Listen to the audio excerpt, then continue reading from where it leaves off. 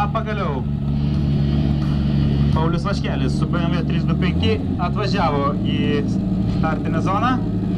Jo komandos priešininkai draugai skolinasi laistytuvus.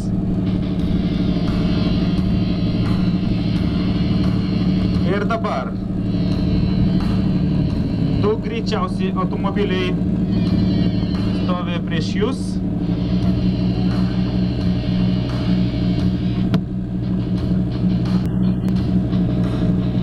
Išalko mikrofoną įkandau.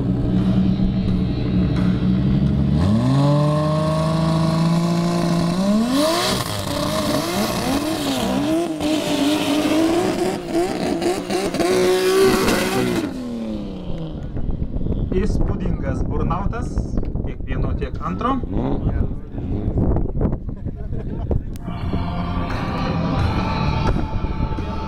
Žinokit, man labiausiai norėtųsi pamatyti parašutą įskleistą finišę.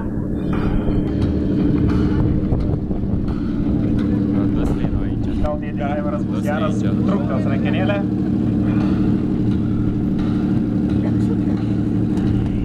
Va, čia šitą juodą dėžutę su parašutu.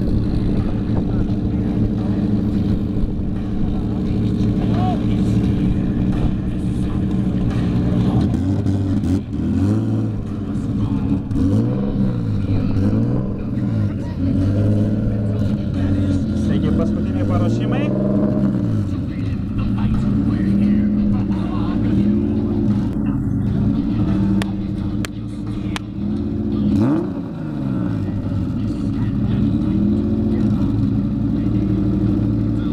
Taip, dar trūksta šiek tiek į priekį Aivarui.